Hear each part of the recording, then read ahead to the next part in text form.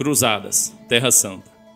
No fim de 1290, a situação no porto mediterrâneo de São João de Acre, atual cidade de Aco, em Israel, era tensa e delicada. Beibars, um sultão mameluco do Egito, já havia reduzido o reino de Jerusalém, o mais importante estado cristão estabelecido pelos cruzados, a uma pequena faixa de terra entre Sidão e Acre em 1268. A paz era mantida mediante os esforços do rei Eduardo I da Inglaterra, com o apoio do Papa Nicolau IV. Bastou um grupo de soldados italianos que travaram uma encrenca com camponeses muçulmanos para que o frágil equilíbrio estabelecido na região fosse pelos ares. Os italianos católicos encerraram o conflito, degolaram os islâmicos e eliminaram uma outra leva de sírios cristãos. Para evitar a retaliação, o sultão Calil exigiu a cabeça dos assassinos, mas a fortaleza de Acre disse não, para o azar do reduto cristão. Resultado: em abril de 1291, a cidade acordou cercada por mais de 200 mil soldados muçulmanos. Os cristãos combateram em socorro de um de seus pontos mais estratégicos na Terra Santa. Sem sucesso, sucumbiram perante o sultão. Perderam a batalha e o último baluarte da fé cristã. Para piorar, São João de Acre, lugar que culminou a derrota cristã sem precedentes, era a última barreira que separava muçulmanos da Santa Casa de Maria, palco que testemunhou um verdadeiro espetáculo da fé cristã, a encarnação do Verbo, e também serviu de abrigo e proteção para Jesus e sua Sagrada Família. O local era centro de peregrinação de fiéis, e durante séculos reis, rainhas e santos, como Santa Helena, mãe do imperador Constantino, São Luís IX, rei da França, e São Francisco de Assis, prestaram honras onde Jesus habitou. A casa de Nossa Senhora, até aquela ocasião, havia sido alvo de inúmeras tentativas de profanação ao longo das primeiras cruzadas, sem sucesso. Desta vez, sem os cruzados cristãos e apenas a 41 quilômetros da fortaleza de Acre, o suplício da profanação da Santa Casa, que foi a sina de inúmeros outros lugares santos conquistados pelos maometanos, estava prestes a se cumprir, e para fiéis consistia em dor maior do que a perda da própria fortaleza de Acre em si. E é exatamente aqui que iniciamos a nossa história. A Santa Casa de Maria, seu marido José e seu filho Jesus, para a alegria dos fiéis, foi milagrosamente preservada. E ainda hoje é contemplada por milhões de fiéis que a visitam de toda parte do mundo.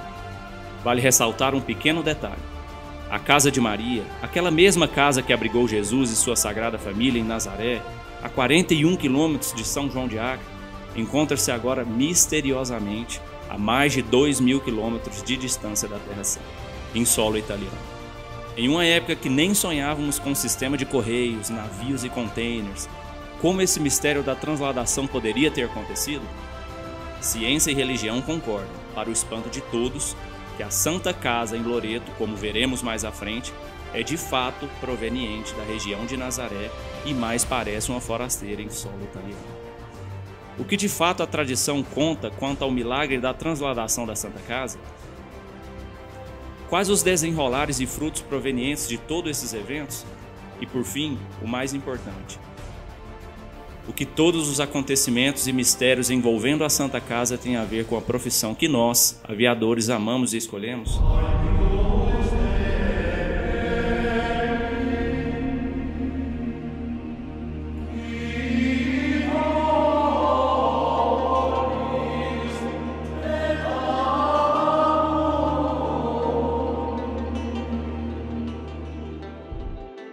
A Santa Casa de Nazaré, que abrigou a Sagrada Família ao longo de anos e suscitou séculos de devoção aos cristãos em todos os tempos, como vimos, estava a apenas 41 quilômetros da fortaleza de São João de Acre.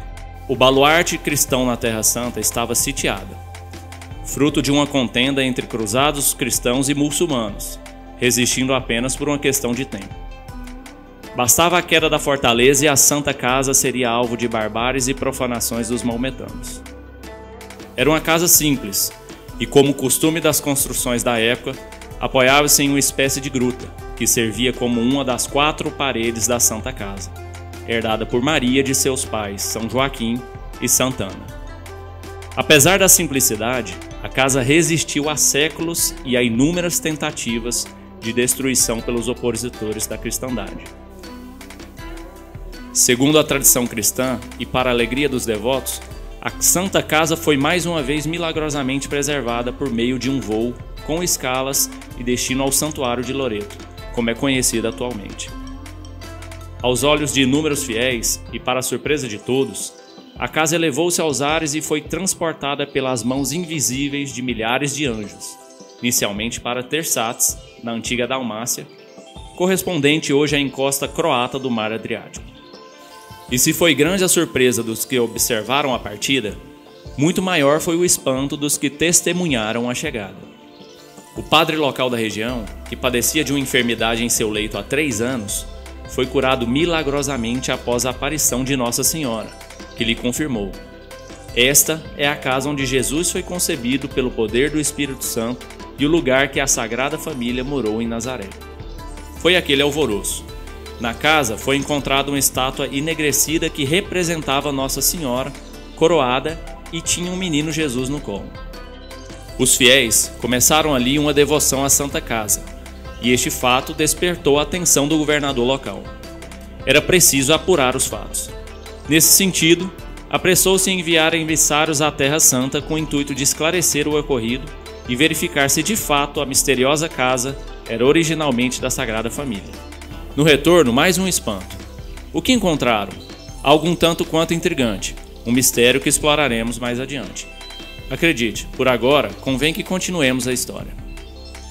Ali, para a alegria daquele povo, o voo se deteve em sua primeira escala por um período de 3 anos, mas precisava alçar voo, mais uma vez, rumo ao seu destino final. Assim, em 10 de dezembro de 1294, o milagre da transladação da Santa Casa se repetiu, e neste mesmo dia aterrissou em território italiano, junto a um bosque de loureiros, próximo à cidade de Recanati, região da Ancona. Hoje, sobre a estrada em que aterrissou a Santa Casa de Maria, pode-se contemplar uma belíssima basílica construída gradativamente ao longo dos séculos e a mando da Santa Sé, por meio da devoção de inúmeros papas que sucederam o trono de São Pedro. Era início de uma das maiores devoções marianas, a devoção à Santa Casa de Maria, palco da anunciação e encarnação do Verbo Divino, Jesus. A Senhora da Casa, Maria, deu-se o título de Nossa Senhora do Loreto, cujo símbolo era aquela mesma imagem encontrada na antiga Dalmácia, coroada com o menino Jesus no colo. A hipótese da transladação milagrosa foi confirmada por santos místicos como Santa Catarina de Bolonha e São Nicolau de Tolentino. Em uma de suas visões místicas, Santa Catarina de Bolonha assim relata, aspas, por fim, esta moradia consagrada pelos apóstolos que nelas celebraram os divinos mistérios e praticaram milagres, por causa da idolatria daquele povo, foi transportada até a Dalmácia por um cortejo de anjos. A seguir, pelas mesmas razões e outras ainda, levaram essa digníssima igreja a vários locais. Finalmente, foi levada pelos santos anjos e colocada estavelmente em Loreto, província da Itália e nas terras da Santa Igreja. Fecha aspas. Já as visões de São Nicolau tornaram-se belíssimas pinturas que retratam igrejas como a Igreja de Santo Ângelo, em Pontano, na Itália.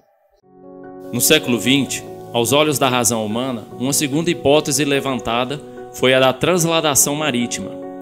Em 1906, o francês Ulysse Chevalier publicou uma obra chamada Nossa Senhora do Loreto, estudo histórico sobre a autenticidade da Santa Casa.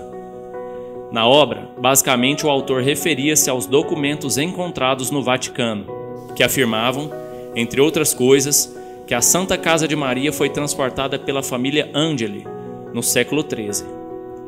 A família possuía negócios na Terra Santa e as pedras da Santa Casa foram transportadas para a Itália como parte do dote da jovem Itamar Angeli em seu casamento com o príncipe Filipe d'Anjou, prática comum àquela época.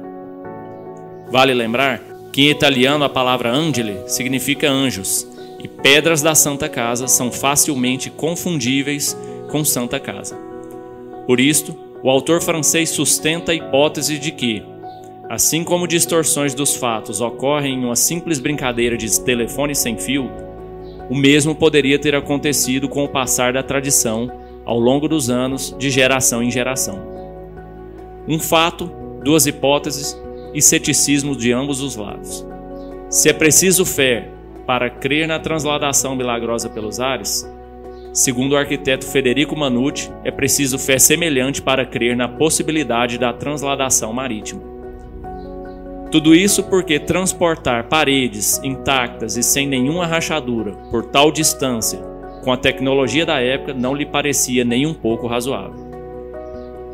Após um incêndio ocorrido na Basílica, erguida em volta da Santa Casa ao longo dos séculos, em 1921, Manucci foi encarregado pelo Papa Bento XV de examinar os alicerces da Santa Casa de Nossa Senhora, ocasião em que foi necessário renovar o piso.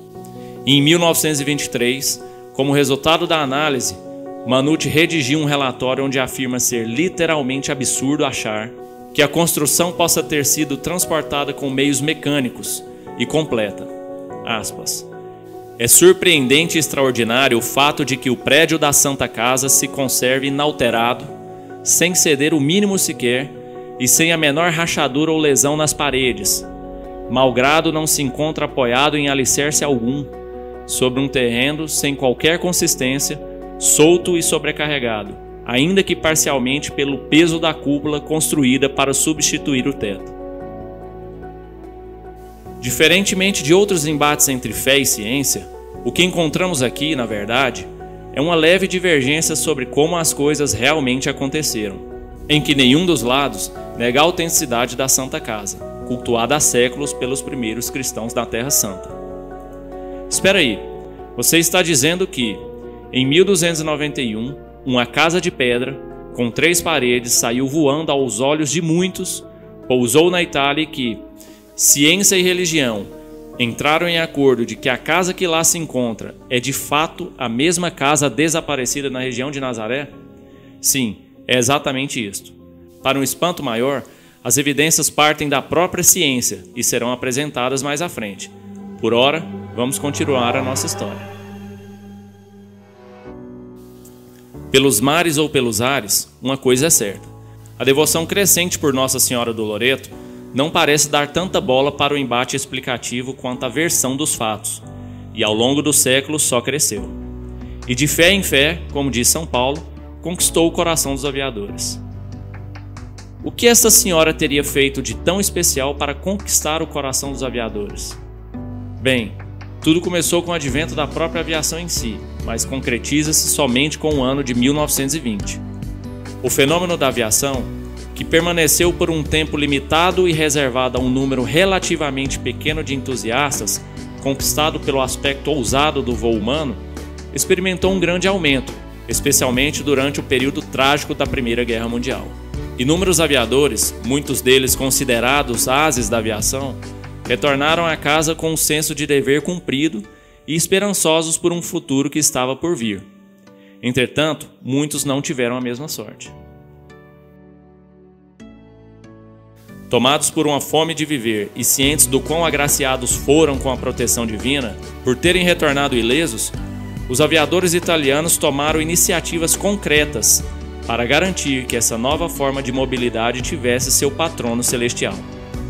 A quem recorrer senão àquela cuja tradição remonta ao belíssimo voo da transladação milagrosa da Casa de Maria pelas mãos dos anjos? A antiga tradição de Loreto e da transladação milagrosa da Casa de Maria pelos ares pareceu particularmente adequada e orientou a escolha para Nossa Senhora do Loreto. Sendo assim, aviadores italianos pediram ao Bento XV, Papa da época, que nomeasse oficialmente Nossa Senhora de Loreto a padroeira dos aviadores.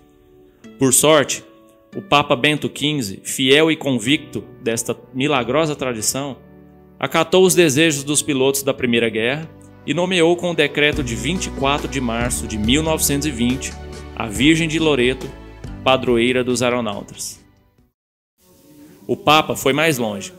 Ao declarar Nossa Senhora de Loreto como a padroeira dos aviadores, não limitou a proteção de Maria aos aviadores, mas estendeu-a a todos que fazem uso do meio aéreo como locomoção, tornando-a Senhora dos Ares para todos os viajantes.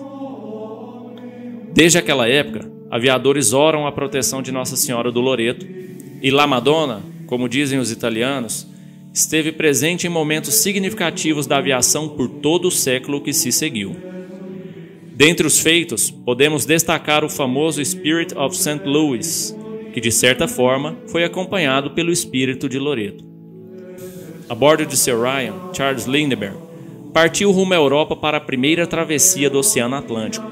E, embora muitos digam ter sido um voo solitário, em verdade não foi. Lá estava uma pequena foto de Nossa Senhora do Loreto, a recente declarada padroeira dos aviadores e para ele fonte de proteção e coragem.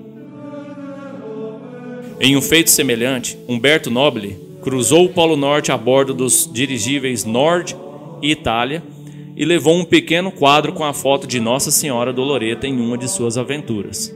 A senhora parecia querer ir mais longe e não se deteve aos limites do pálido ponto azul no espaço, como diria Carl Sagan. Em 1969, James McDivitt, comandante da missão espacial Apollo 9, conseguiu a aprovação especial da Agência Espacial Americana para levar a bordo da missão uma pequena medalha de 1 centímetro de diâmetro com a representação de Nossa Senhora do Loreto. Lá estava, mais uma vez, a companheira dos viajantes. A pequena medalha, com tons de prata, possuía em uma das faces a seguinte inscrição: Protect My Flight, e na outra, Patroness of Aviators and Air Travelers. Reza a lenda que Neil Armstrong também visitou Loreto, antes e depois de eternizar a caminhada lunar ainda em 1969, apesar de não ter uma religiosidade bem definida. Olhamos para os feitos como o de Charles, Humberto, McDivitt, Neil Armstrong, e ainda admirados não temos a real noção da magnitude da conquista. Quanta coragem é preciso para atravessar o Atlântico, com todos os intempéries da natureza, sem sistema de orientação eficaz, tal como o GPS, e sem a arte dos blind flights totalmente dominada? Quanta coragem é preciso para transpor os limites da atmosfera em uma cápsula fina, leve e praticamente largados à própria sorte? Sem tecnologia, informação, companhia humana e a certeza de sucesso. Afinal, o que sempre restou foi a fé, e aquelas fotos, por mais representativas que fossem, eram grande fonte de esperança e proteção. Inúmeros papas, desde a época da transladação ao pontífice atual, sempre fizeram questão de expressar e registrar publicamente a devoção particular ao Santuário de Loreto e, por consequência, estimulavam fiéis a nutrir semelhante devoção por meio da concessão de privilégios espirituais, como indulgências plenárias próprias a quem visitasse o santuário. Vale lembrar que milagres como o ocorrido em Loreto não são dogmas de fé, ou seja, a Igreja não obriga os fiéis a acreditarem, mas não deixa de incitá-los a fazê-lo. A Basílica de Loreto recebe visitas durante todo o ano, porém o número de peregrinos se intensifica nas datas litúrgicas marianas, que ocorrem de 25 de março, dia da Anunciação do Anjo a Maria, e dia 8 de setembro, aniversário de Nossa Senhora. Entretanto, a maior delas é a Festa da Venuta, que em italiano quer dizer vinda, celebrada dias 9 e 10 de dezembro, com participação especial dos aviadores. Na tarde do dia 9 de dezembro, Loreto se enche de numerosíssimos peregrinos e a multidão ocupa toda a praça. Muitos nem conseguem lugar e têm que ficar em ruas vizinhas à Basílica.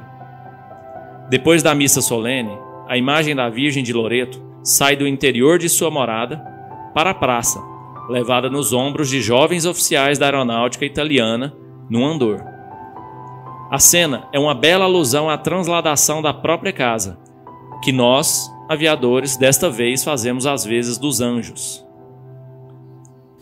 Durante a noite desse mesmo dia, é feita uma fogueira na praça, em frente à Basílica.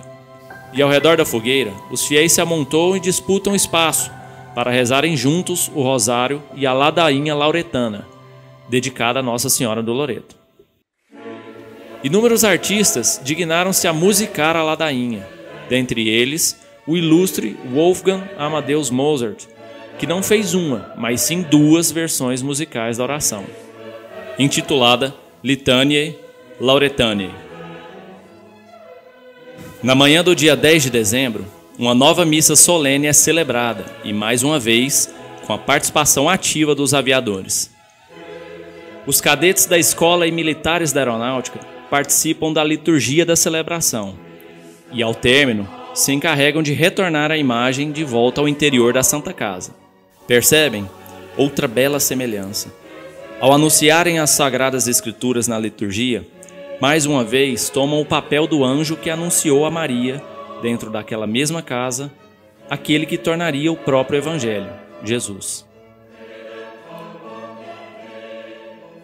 Um detalhe importante: a imagem enegrecida carregada nos ombros não é a imagem original transladada com a Santa Casa da região da Dalmácia. A imagem original foi inteiramente queimada no incêndio de 1921, naquela mesma ocasião em que foi necessário trocar o piso, da qual se encarregou o arquiteto Manucci, lembra? Após o ocorrido, Papa Bento XV mandou esculpir uma réplica no tamanho original, de um magnífico cedro plantado no Jardim do Vaticano e que até hoje está no interior da Santa Casa. Para fechar as festividades com chave de ouro, não poderia faltar a participação do esquadrão aéreo italiano, que aos olhos de muitos sobrevoa o local pintando a bandeira italiana nos ares.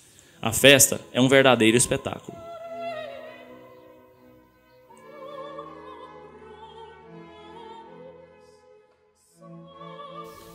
A grosso modo, esta é a história. Aqui, limitamos a explicar apartidariamente os fatos, atendo-se somente a tradições e hipóteses, sem adentrar os mistérios que envolvem a tradição. Como dissemos, diferentemente de outros embates entre fé e ciência, o que encontramos aqui, na verdade, é uma leve divergência sobre como as coisas realmente aconteceram, em que nenhum dos lados nega a autenticidade da Santa Casa, cultuada há séculos pelos primeiros cristãos na Terra Santa.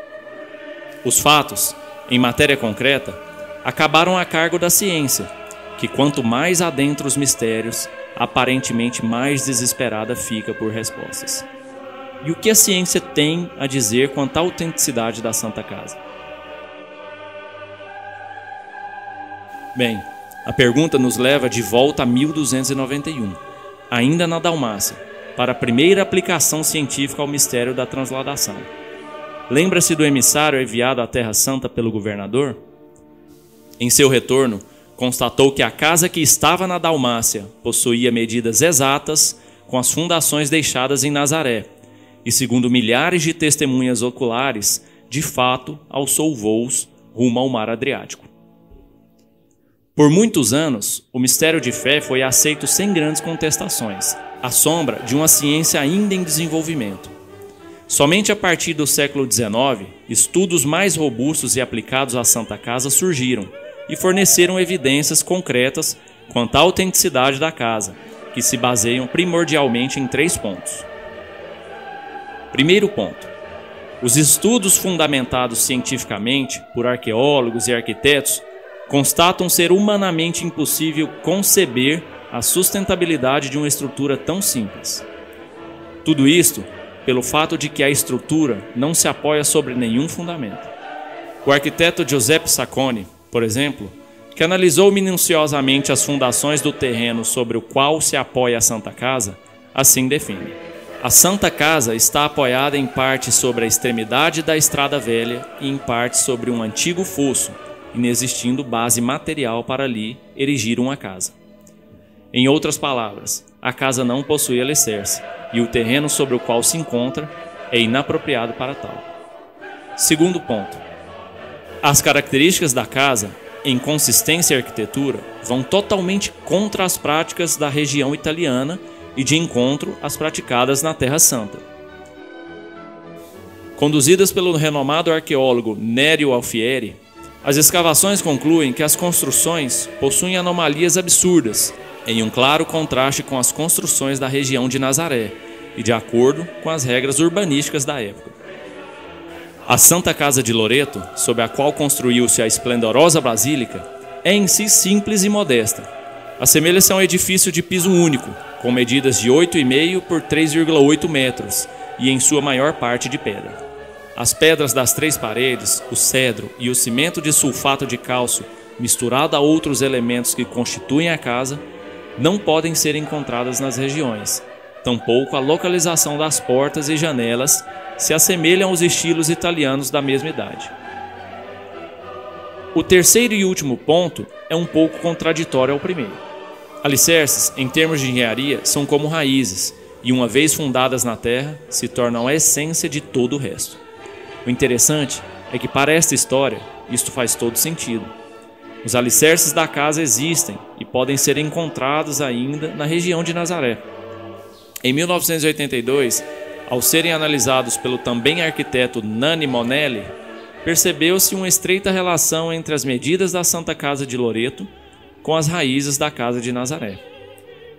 Adicionalmente, estudos feitos por um dos maiores entendedores do assunto, Giuseppe Santarelli, padre, arqueólogo e diretor-geral da Congregação da Santa Casa de Loreto, vão de encontro às constatações de Monelli, sobretudo no que refere-se às inscrições de grafite que podem ser encontradas tanto na casa quanto nas fundações e em outras construções típicas em Nazaré. 3 fatos e uma certeza quanto à autenticidade. A resposta científica parece satisfazer grande parte dos céticos. Mas e a fé? Que respostas nos trazem? Bem, por se tratar de um mistério no campo da fé, especificamente neste caso, a fé não tem muito a dizer e encontra conforto no fato de que, naturalmente, reside no limiar do entendimento e na tranquilidade de quem recebe e contempla os frutos. Crentes ou não crentes, os frutos estão aí, e nossos primeiros pais na aviação não a escolheram em vão. Por providência divina ou coincidência, Nossa Senhora do Loreto marcou presença em grandes momentos na história. Charles Lindbergh nos ensina que não estamos sozinhos, que é preciso ter coragem e nenhum oceano nos separa da grandeza para a qual fomos feitos. A bordo de um balão ou dirigível sobre os polos, somos convidados a confiar e ter fé. Ainda que os ventos mudem, por mais que a incerteza tome conta, a sina de todo voo é sempre chegar ao seu destino final. Na Itália, no Brasil, na porta de aeroclubes ou em igrejas, não importa. Em 1969, a bordo da Apollo 9, a Senhora dos Ares mostra que não se limita a barreiras geográficas e imaginárias do intelecto humano, e que o importante mesmo é mantê-la perto, de preferência no coração. Não há fronteiras para nós. Mais do que isso, na Santa Casa, Maria, a Senhora dos Ares, aceitou uma missão e concebeu Jesus, cuja principal missão foi nutrir esperança, redimir os povos, propagar o amor e realizar sonhos. Pelas mãos de anjos, a Santa Casa voou pelos ares, e com ela todas essas missões e virtudes concebidas, segundo a tradição cristã. Em uma reflexão, deixemos de lado qualquer embate entre fé e ciência e observemos estritamente esse significado. Que somos nós, aviadores, se não anjos, que transportamos diariamente todas essas virtudes? A cada voo, uma esperança. A cada voo, uma alegria. A cada voo, um sonho. Todo voo de nossas vidas é também o voo da vida de alguém. Ausentar-se de casa para que outros retornem às suas. Promover reencontros por meio dos nossos próprios desencontros. Encurtar as distâncias, distanciando-se. Sempre com a fé inabalável da certeza do retorno e com a consciência de quem sabe de que nenhuma viagem é mais importante do que a de volta para casa. Conscientes ou não, que grande sacrifício, que ato de amor. Loreto é um desafio que, por meio da Senhora dos Ares, nos inspira a ser mais e ir além. Assim como Lindbergh, Humberto e McDavid, nos encoraja a escrever a própria história, a maior e mais importante de todas as histórias possíveis. Qual a sua missão? Por quem ou por que você voa? E o mais importante, aviador, qual é a sua história? Voar é missão, e para aviadores, missão dada é missão cumprida. Cientes do que nos foi confiado, pedimos.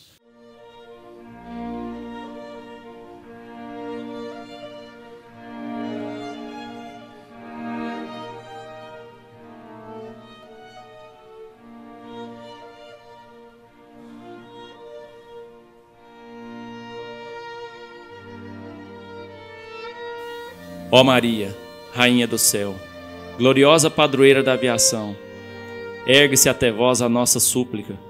Somos pilotos e aviadores do mundo inteiro, e arrojados aos caminhos do espaço, unindo em laços de solidariedade as nações e os continentes, queremos ser instrumentos vigilantes e responsáveis da paz e do progresso para as nossas pátrias. Em vós, depositamos a nossa confiança. Sabemos a quantos perigos se expõe a nossa vida. Velai por nós, Mãe piedosa, durante os nossos voos. Protegei-nos no cumprimento do árduo dever cotidiano. Inspirai-nos os vigorosos pensamentos da virtude e fazei com que nos mantenhamos fiéis aos nossos compromissos de homens e cristãos. Reacendei em nosso coração o anelo dos bens celestiais, vós que sois a porta do céu, e guiai-nos, agora e sempre, nas asas da fé, da esperança e do amor. Amém. Nossa Senhora do Loreto, rogai por nós.